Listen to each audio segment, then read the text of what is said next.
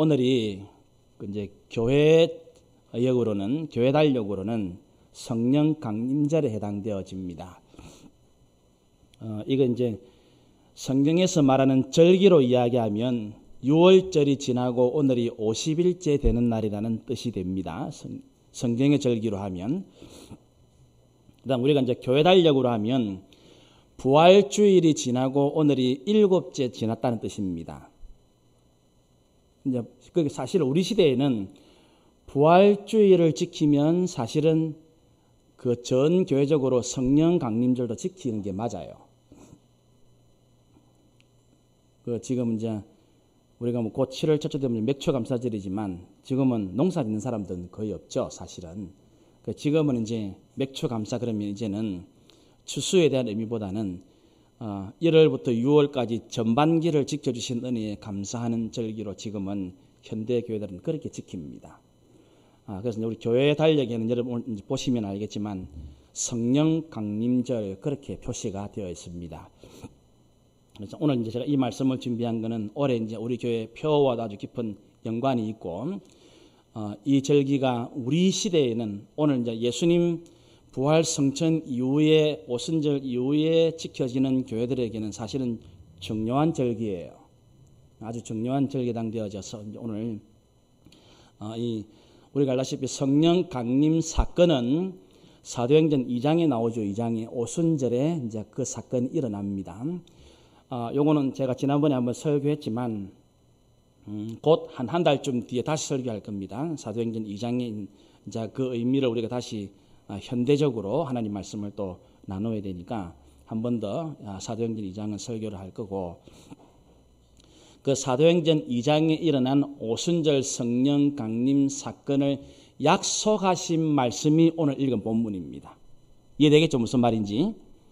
그러니까 오순절 성령 강림 사건은 사도행전 2장에 일어났는데 그 오순절에 성령을 주시겠다는 성령의 약속하신 말씀이 우리가 오늘 읽은 요한복음 14장 말씀이라는 뜻입니다. 요한복음 14장부터 이제 17장까지는 그 유명한 예수님의 고별 설교죠. 고별 설교. 그래서 이 말씀은 그러니까 예수님께서 약속하신 이 성령에 대한 이 말씀은 사실은 이제 초대 교회와 성도들이 맞이하는 매우 현실적인 문제를 염두에 둔 말씀이에요. 이 말씀은 지금 이 시대를 살아가고 있는 우리들에게도 매우 지금 아주 현실적인 문제를 다루고 있는 이게 뭐냐면 예수님이 공생의 3년을 사시고 십자가에 죽으시고 사흘 만에 부활하시고 그 다음에 40일 동안 여러 사람들에게 나타나 보이시죠. 사도 바울이나 베드로는 나중에 이걸 이제 설교하기를 자신들과 이렇게 제자들과 그 다음에 500여 형제에게 보이셨다 그렇게 말씀하죠. 예수님이 이제 부활하시고 난 다음에 40일을 그렇게 하신단 말이에요. 그럼 이제 40일을 그렇게 하고 난 다음에 예수님은 이제 성천하시죠. 성천하셔서 그 다음에 성귀라 좀 어려운 말입니다. 하나님 보좌 우편에 앉으시지요. 그래서 이제 성천하셔서 존귀한 자리에 앉으신 것을 성귀 그렇게 이야기하면 좀 어려운 말입니다. 여러분들 이건 이제 신학적인 용어지만 적어도 이제 세례교인쯤 되면 이런 건 알아놔야 돼. 사실 상식에 속해 상식.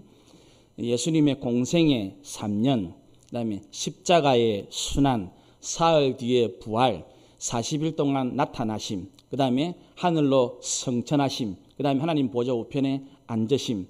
그러면 지금 예수님은 하나님 보좌 우편에 계시지요. 그죠? 그다음에 이제 앞으로 다시 오실 것이지요. 이해됐죠? 앞으로 다시 오시는 것을 뭐라 하죠? 재림이란 말하죠. 재림. 그러면 이제 예수님이 성천하시고 재림하신 그 사이에는 예수님이 제자들이나 교회들에게 눈으로 보이는 가시적으로 육체적으로 같이 계실 수 없단 말입니다. 이해됐죠? 무슨 말인지? 그러면 우리는 조금 그런 강도가 덜할지 모르지만 실제로 2000년 전 제자들에게는 이게 아주 심각한 문제란 말입니다. 왜냐하면 예수님이 우리가 선생님으로 우리가 주님으로 따랐던 그 예수님이 눈에 보이고 육체로 보이면서 같이 계셔야 안심이 될 건데 예수님이 리더로 계셔야 교회가 세워지고 교회가 유지가 될 건데 그렇지 않습니까? 왜 우리 사람들은 눈에 안 보이면 안심을 못하고 불안해한단 말입니다. 그렇죠? 뭔가 확실한 게. 근데 예수님이 이제 부활하시고 난 다음에 성천하셔가지고 육체적으로 눈에 보이도록 교회와 성도들과 같이 계시지를 않아요.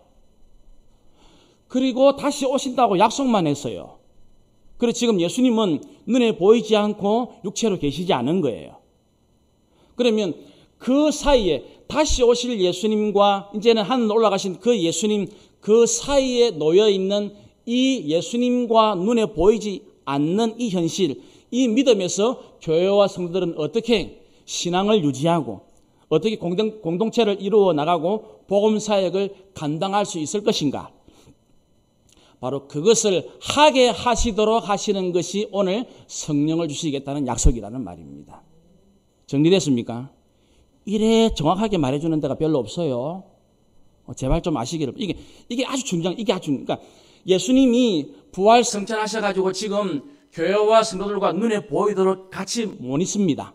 계시지 않습니다. 그런데 이분이 다시 오신다고 말씀했습니다. 그 사이에 지금 교회가 있어요. 그 사이에 성도, 그 사이에 우리가 지금 현실적으로 살고 있는 거예요. 이런 현실, 이런 현재적인 삶에 놓여 있는 교회와 성도들이 어떻게 바른 믿음 위에 서고 어떻게 교회를 이루어 나가고 어떻게 공동체의 사명을 감당해 나가고 어떻게 하나님 나라를 위해 쓰임받는 교회와 성도가 될 수 있겠는가? 그 일을 가능하게 하는 것이 바로 주님이 약속하신 성령이 오심으로 되어진다는 것입니다. 아주 정확하죠, 그죠? 하여튼 그렇게 여러분들이 명확하게 이제 그 예수님부터 성령까지 또 다시 오실 예수님까지 그래서 지금을 성령의 시대라고 부르는 이유가 바로 거기 있는 거예요.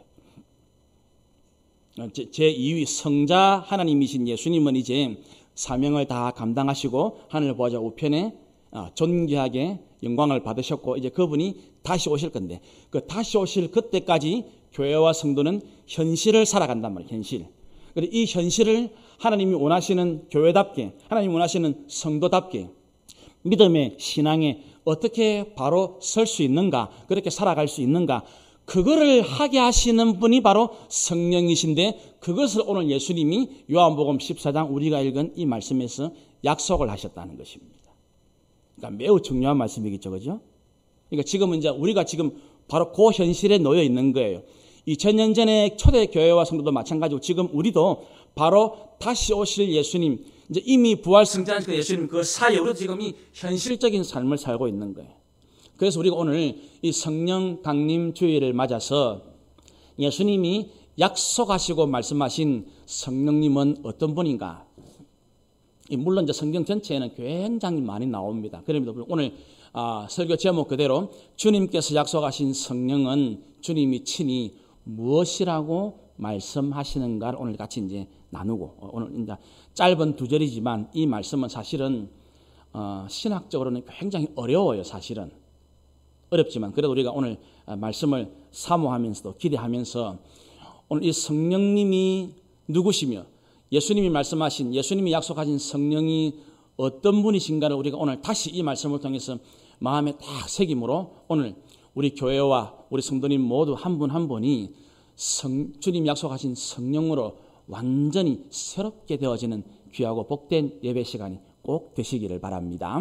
자, 그러면 이제 예수님이 말씀하시는 주님이 약속하신 그 성령은 첫 번째로 16절에 보니까 보혜사다 그렇게 말씀합니다. 16절 내가 아버지께 구하겠으니 그가 또 다른 보혜사를 너희에게 주사 영원토록 너희와 함께 있게 하실 것이다.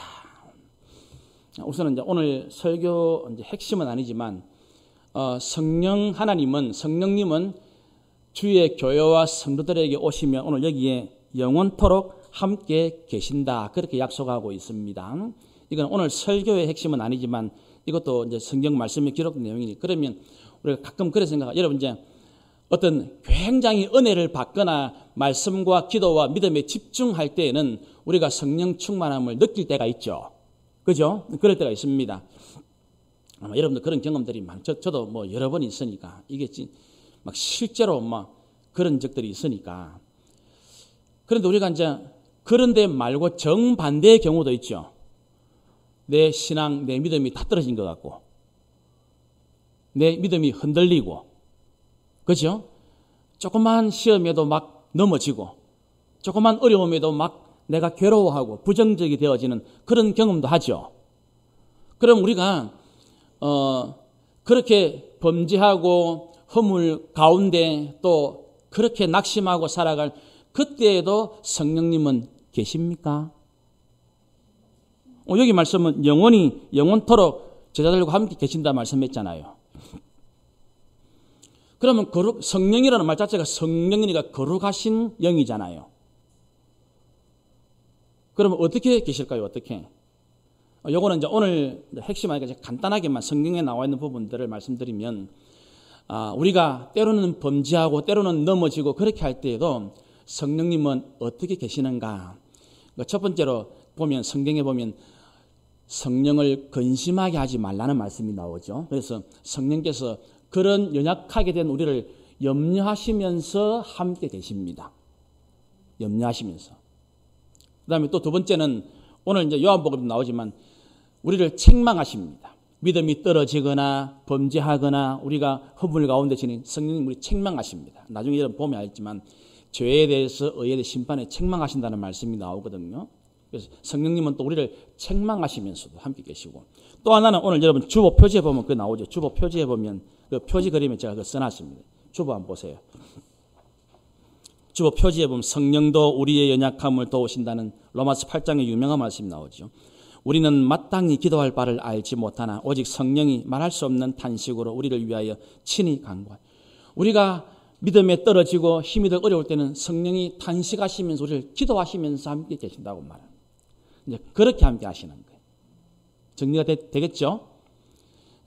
우리가 뭐 좋을 때는 또 우리가 믿음이 충만하고 성령이 충만하고 말씀과 기도가 충만하고 정말 우리가 은혜가 넘칠 때는 이걸 우리가 좋은 쪽으로 느끼지만, 우리가 때로는 범죄하고 넘어지면 성령님이 나를 떠나신 게 아닐까, 그죠?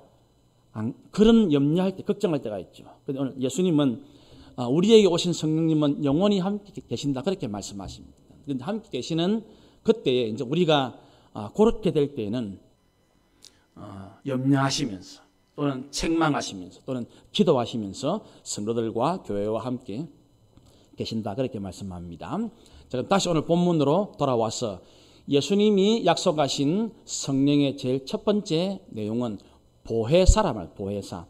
보혜사란 할 때 그 보혜사란 할 때 보자는 지킬 보자고 해자는 은혜 해자고 사자는 스승사자거든요. 그래서 지키시면서 은혜를 주시는 스승님, 그런 뜻이 보혜사입니다. 이거 이제 원래의 말은, 요새는 이 원래의 말을 번역 안 하고 쓰는 신학자들이 사실은 좀 많아요. 이게 헬라 말로 파라클레토스 그렇게 이야기하는데, 이게 뭐 좀 번역을 하면 조력자 또는 돕는 자, 옆에서 돕는 자. 그 옆이라고 말하지만 옆이라는 말은 함께라는 의미도 되고 안에라는 말도 됩니다. 그러니까 그 장소적 공간적으로만 이야기하는 게 아닙니다. 그 우리가 돕는다고 말할 때는 이게 지금 뭐 도와주는 사람, 우리가 법적인 경우는 할 때 변호사 그렇게 말해요. 변호사. 그런 역할을 하는 것이 보혜사라는 뜻이에요. 보혜사.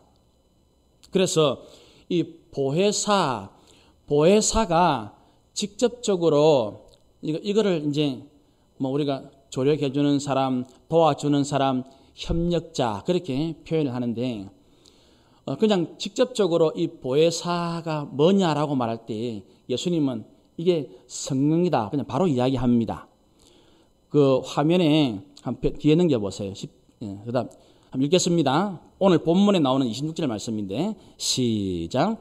보혜사 곧 아버지께서 내 이름으로 보내실 뭐요? 성령. 그래 돼 있죠. 앞에 보혜사 그래놓고 이 보혜사가 바로 아버지께서 예수님 이름으로 보내시는 성령이다. 직접적으로 이렇게 풀어놓고 있습니다. 여러분들이 잘 이해를 하셔야 됩니다. 그래서 이제 이 보혜사는 그냥 여러 의미가 있고 사실은 더 깊은 뜻들이 많이 있지만 우리가 오늘은 그거 할 시간이었고, 딱 그냥 성경에서 말하는 직접적으로는 보혜사는, 예수님이 약속하신 보혜사는 곧 뭐라고요? 성령 하나님이시다. 성령님이시다. 그렇게 말합니다. 그 우리 성령에 대해서 우리 한국은 참 감사할 것도 있고 아픔도 많아요. 우리 한국 교회 성도님들은 성령을 대체적으로 이 에너지나 힘으로 생각하는 경향이 너무 많아요. 파워. 다시 말씀드리지만 성령은 하나님이십니다. 인격이십니다. 에너지가 아닙니다. 에너지를 주시는 분이지만 에너지가 아니에요. 능력으로 역사하시는 분이지만 능력만이 아닙니다. 성령은 삼위 하나님이십니다. 잊어버리면 안 됩니다. 많은 분들이 성령을 그냥 어떤 현상으로만 이해해요. 실제로 이제 우리가 다음에 보겠지만 오순절에도 보면 바람같이 불같이 불의 혀같이 이런 현상으로 자꾸 우리가 생각하고 방언으로 그렇게 생각하죠. 그래서 이제 어느 교단 같은 경우에는 방언을 해야만 성령 받은 걸로 말하는 그런 교단도 있죠. 전혀 그렇지 않은 사실 이제 이 성령에 대한 은사, 그런 은사라고 말합니다. 은사. 이제 성령이 계시고 성령이 주시는 은사가 있습니다. 은사.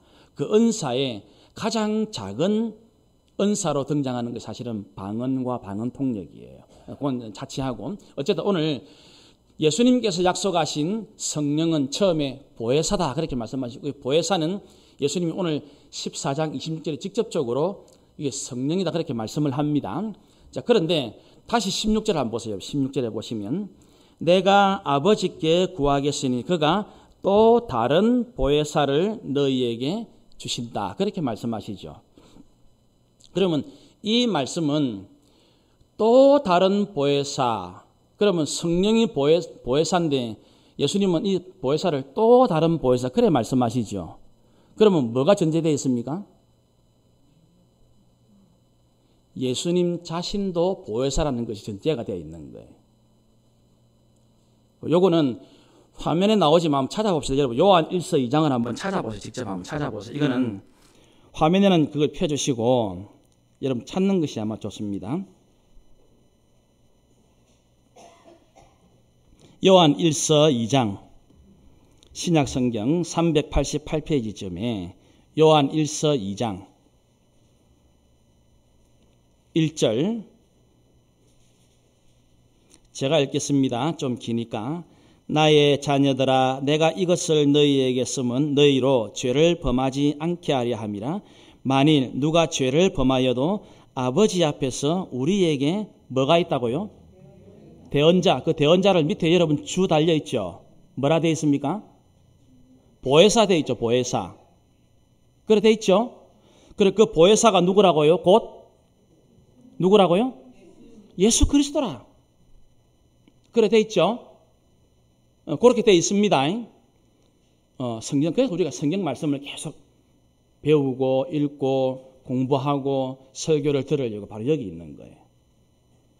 그래서 오늘 이 14장 16절 말씀이 예수님이 자신도 그런 존재인데 또 다른 보혜사, 이것도 내가 곧 설명을 할 겁니다. 어쨌든 예수님 자신도 보혜사라고 말씀을 해요. 요한 1서에서. 우리에게 대언자, 보혜사가 계시는데 그분이 바로 곧 의로우신 예수 그리스도인데 그 주님께서, 그 예수님께서 자기와 또 다른 보혜사를 우리에게 주실 것인데 그것이 바로 성령이라는 거예요. 성령. 정리됐습니까? 이제 그렇게 되어지는 것입니다. 자, 그래서 그렇게 말씀하시는데 그래서 이제 이걸 우리가 좀 살피면 내가 아버지께 구하겠으니 그가 또 다른 보혜사. 예수님 자신도 보혜사이신데 자신과 또 다른 보혜사. 이거는 아마 여러분들이 다른 데서는 말씀을 잘 못 들은. 여기 지금 보혜사라는 말도 참 오늘 핵심이지만은 그 앞에 있는 또 다른이라는 말도 아주 의미가 깊어요. 그 헬라어에는 다르다는 말을 쓰는 게 두 가지를 쓰거든요. 조금 여러분 미안합니다. 어려운 말을 써서 알로스라는 말을 쓰고 헤테로스라는 말을 써요. 헤테로스는 완전 다른 걸 말합니다. 이게 여기 지금 물컵하고 여기 마이크는 완전 다르지요. 완전 다른 걸 다른. 그런데 여기 쓴 것은 또 다른. 여기 쓴 다르다는 말은 똑같은데 다른 걸만. 똑같은데 다른 걸. 이해됩니까? 다른데 똑같아요. 예수님이 하나님이시냐? 나도 하나님이시다. 예수님이 고치시냐? 나도 고친다. 다른데 꼭 같은 겁니다. 그때 쓰는 말입니다. 여기 지금 내가 아버지께 구하겠으니 또 다른, 요때 또 다른 이 말은 다른데 꼭 같은 거예요. 꼭 같은 거. 신비하지요? 이런 표현이 있습니다. 성경에는. 그가 위로하느냐? 나도 위로한다. 그가 하나님의 영광을 위해 사느냐? 나도 하는, 꼭 같이 하고 있는, 꼭 같이 하고 있는. 그래서 이 보혜사 성령님은 직접적으로 뭘 의미하느냐? 보혜사라는 말의 가장 근본적인 뜻은 오늘 말씀, 예수님이 아버지께 구해서 오시는 성령이기 때문에 성령님, 보혜사의 가장 핵심적인 의미는 보혜사 성령은 바로 예수님의 영이라는 뜻입니다. 그래서 사도 바울이 2차 선교 여행을 떠나는 장면이 나오는 사도행전 16장이 있어요. 사도행전 16장 여러분 너무 잘 알죠? 아시아의 복음을 전하려고 하는데 성령이 막으시죠. 그 유명한 마게도니아 환상을 보는 장면이 16장이고 여러분들이 잘 아는 바울과 실라가 옥에 갇혔어. 그 간수들이 구원받는 장면이 나오는 그 장이 바로 사도행전 16장이죠. 31절은 너무 유명해 잘 알죠, 여러분이. 가로되 주 예수를 믿어라. 그 본문이 나오는 그게 사도행전 16. 그 사도행전 16장에서 성령께서 하시는 일을 성령을 다른 말로 직접적으로 예수의 영 그렇게 말해요. 화면 한번 볼까요? 넘겨주세요. 시작. 무시아 앞에 이르러 비두니아로 가고자 애쓰되 예수의 영이 허락하지 않는지라. 요 예수의 영이라는 요 말이 여러분 나중에 집에 가서 이 사도행전 16장 7절 말씀인데 그 앞에 6절에 바로 성령이라고 나와 있어요. 그러니까 성령님과 예수의 영은 같은 거라 그 말이겠죠. 그죠? 그래 되는 거예요. 그래서 성령님이라고 말할 때 보혜사라고 말할 때 그 보혜사의 직접적인 이름은 성령과 꼭 같고 예수님이 약속하신 오순절의 성령 보혜사란 이 말의 가장 기본적인 의미는 성령은 바로 예수님의 영이라는 뜻입니다. 그러면 예수님의 영이라는 이 말을 이제 우리에게 나는 성령의 사람인가, 나는 성령 충만한 사람인가 아닌가를 이제 점검을 해봐야 되겠죠. 그죠? 그러면 성령님, 보혜사가 예수님의 영이라는 이 말은 예수님의 영을 충만한 가운데 살고 있는 성령의 사람, 성령 충만한 사람의 그 제일 중요한 기본적인 모습이 뭐냐면 예수님과 예수님이 하신 그 모든 일, 예수님이 하신 그 모든 말씀이 자기의 생활과 삶의 1번을 차지하고 있다는 그 뜻입니다. 정리하십시오. 보혜사는 곧 성령이었고 성령의 가장 기본적인 예수님의 영이고 예수님의 영이라는 뜻은 그 사람의 삶의 우선순위가 예수님이고 예수님에 대한 것이라는 이야기입니다. 예를 들면 여러분 그 사랑하는 사람 제가 어제 이제 토요일이지만 좀 시간을 내어서 또 어제 이제 성경 창세기를 그냥 하루 다 읽었습니다. 그 보면 역시 또 은혜가 되어지.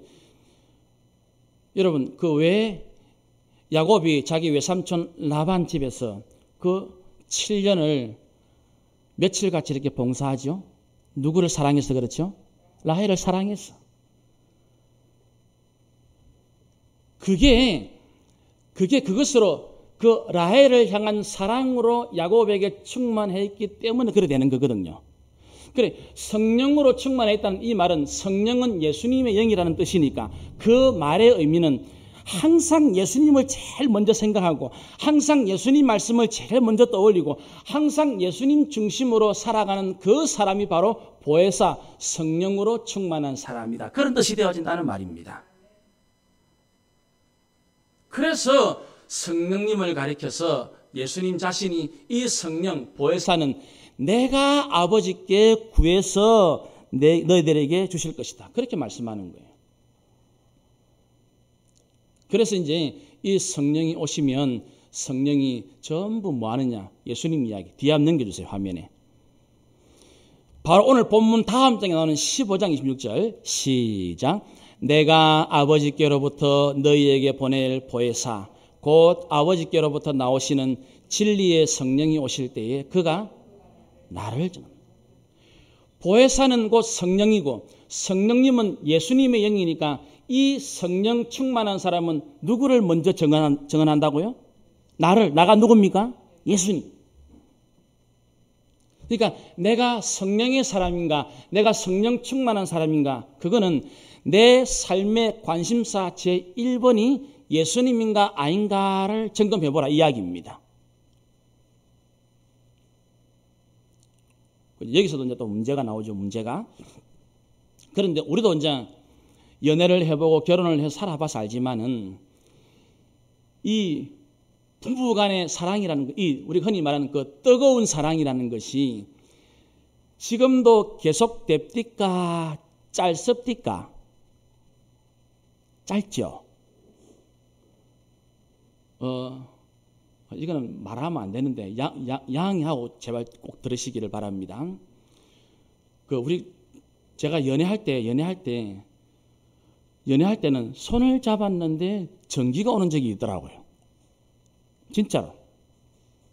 어떤 경우는 손을 안 잡았는데도 전기가 오더라고. 지금은 꽉 잡아도 전기가 안 나요. 꽉 잡아도. 지금은 꽉 잡아도 전기가 나지 않습니다.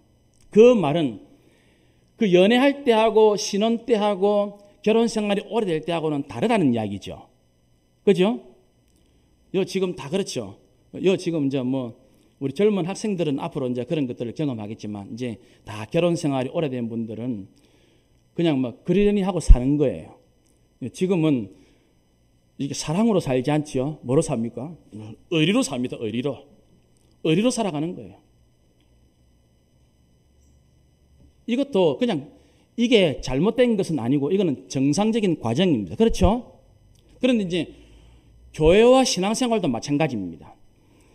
이게 예수님을 처음 믿을 때는 예수님 때문에 완전 미치고 환장합니다.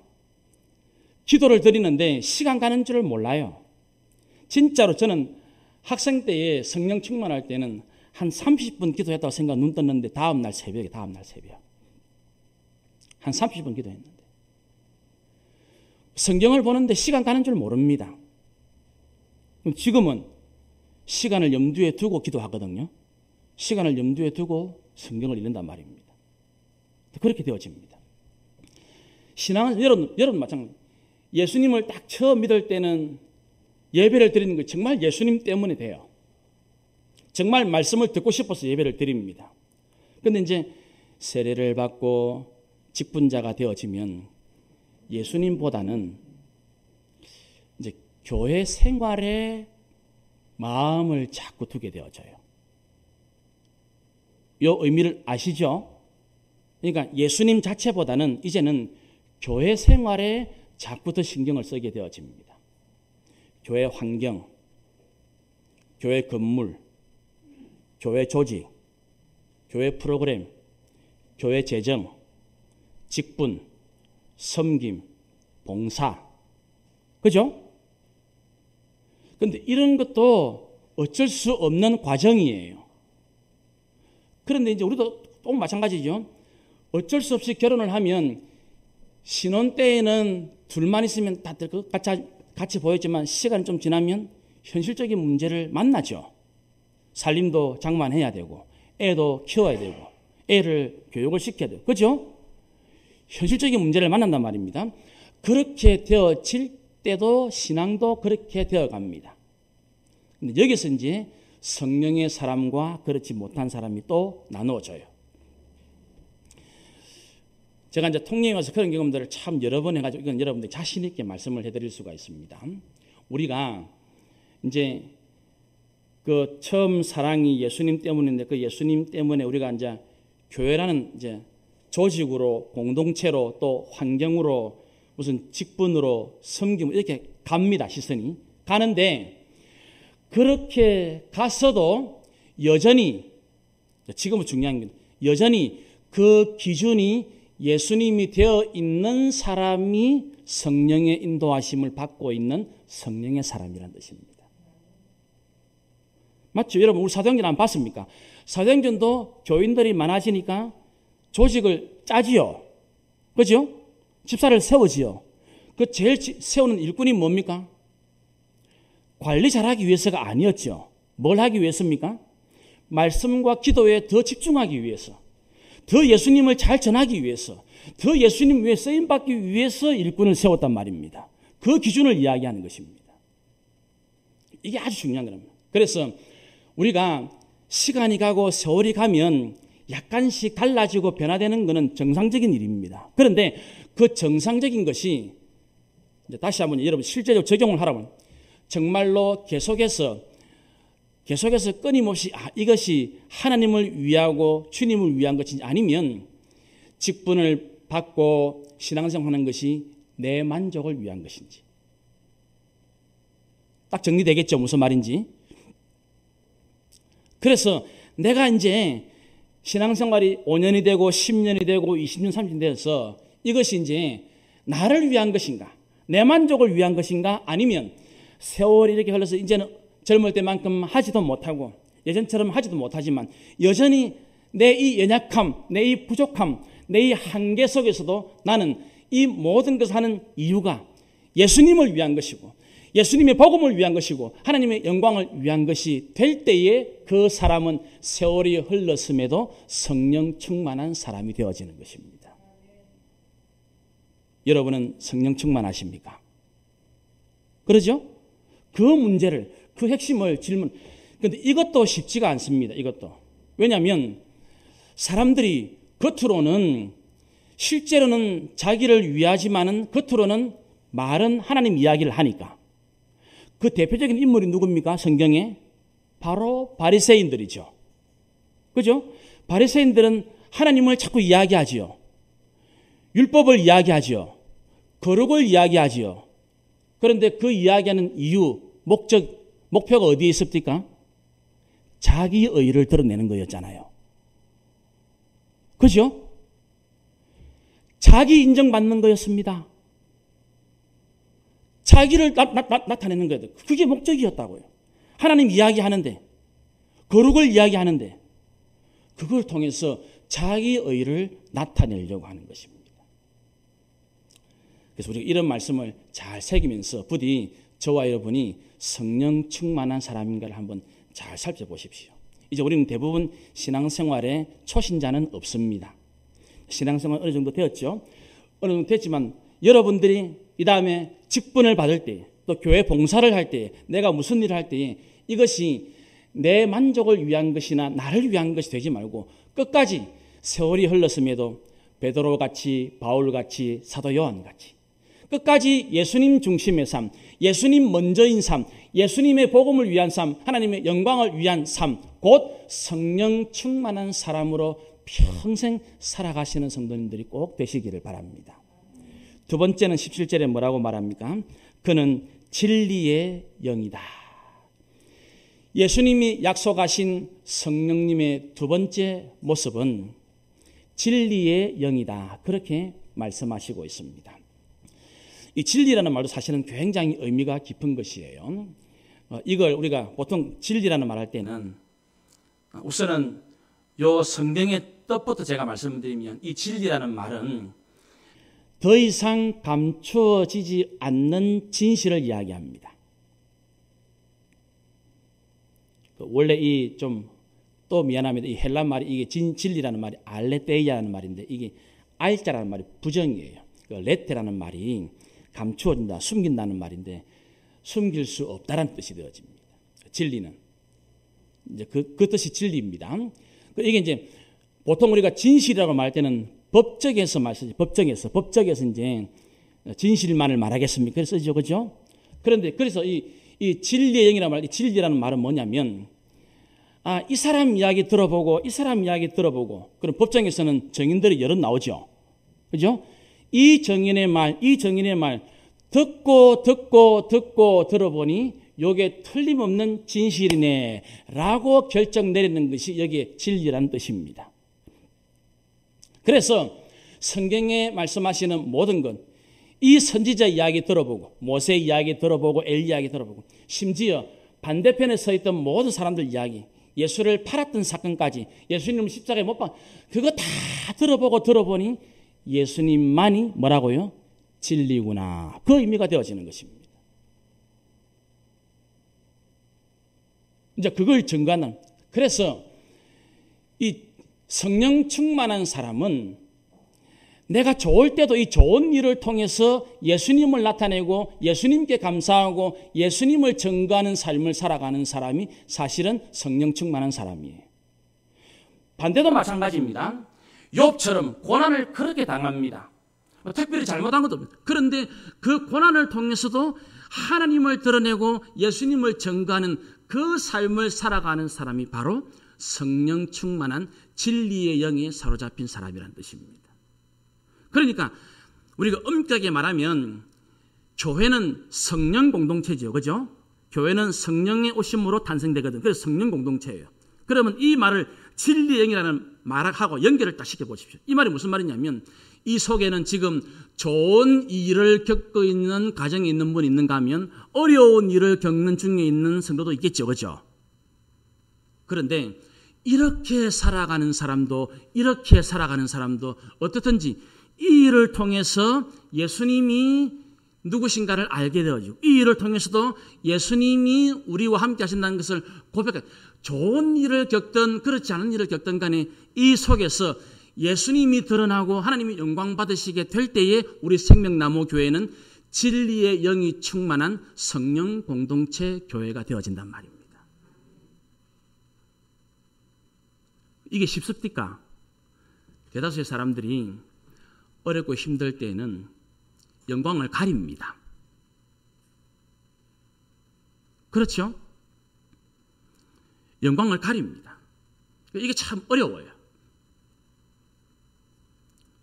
그래서 여기 지금 우리가 이 진리의, 진리라고 말할 때는 단순히 정직하게 살아가는 그런 뜻이 아닙니다. 도덕적인 말을 하는 것이 아닙니다. 그러니까 진실이라고 말할 때는 지금 단순한 정직, 세상이 말하는 도덕적인 정직 이것만을 말하는 것이 아니에요. 더 깊은, 왜냐하면 진리는 예수님뿐이죠. 여러분 잘 아시죠? 오늘 요한복음 시즌 요 앞에 유명한 6절 말씀이 나오잖아요. 예수님이 내가 곧 길이요, 그 다음에 진리. 그러니까 예수님만이 유일한 진리거든. 그러니까 내가 이래도 이 일을 통해서 내가 지금 참 힘든데 힘든 이 일을 통해서 주님 나를 통해서 하나님이 영광을 받으시고 예수님이 나와 함께 하심을 꼭 믿습니다. 이 사람은 진리의 영 성령에 사로잡힌 성도가 되어지는 것입니다. 저는 참 우리 교인들에 감사한 게 좋은 일들이 있으면 꼭 하는 말이 100% 이 이야기, 하나님의 은혜 때문입니다. 하나님 은혜 때문에. 이게 너무너무 중요한 것이거든요.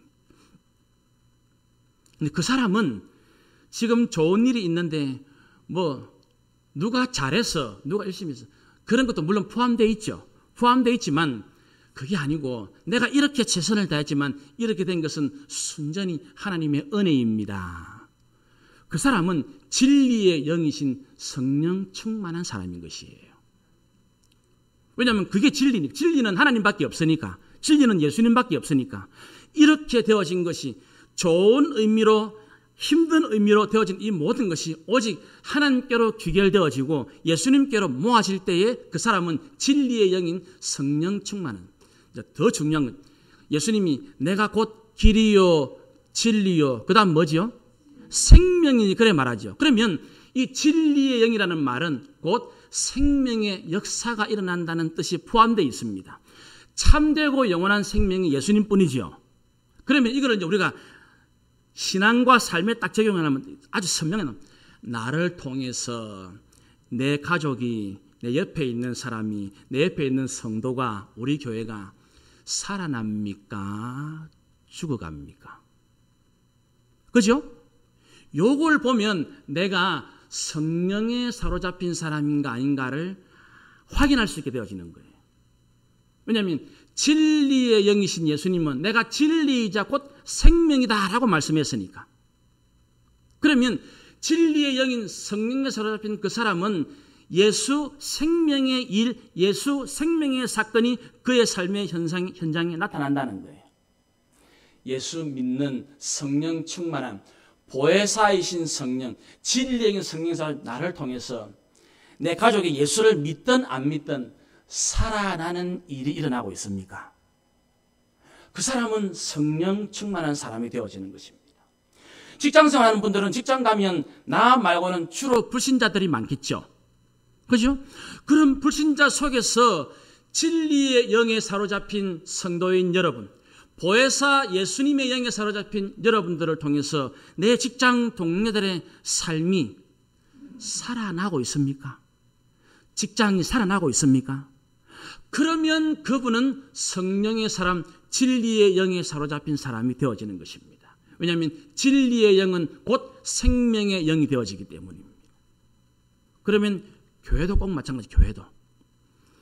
이 교회가 성령 충만한 교회인가 아닌가를 판단하는 아주 중요한 것은 진리의 영인데, 진리의 영은 예수님의 영이 생명의 영이라고 말씀했으니까 이 진리의 성령이 충만한가 아닌가는 나를 통해, 여기 있는 성도를 통해서 우리 교회에 생명의 역사가 일어나고 있는가, 요걸 보면 알 수 있다고. 요걸 보면.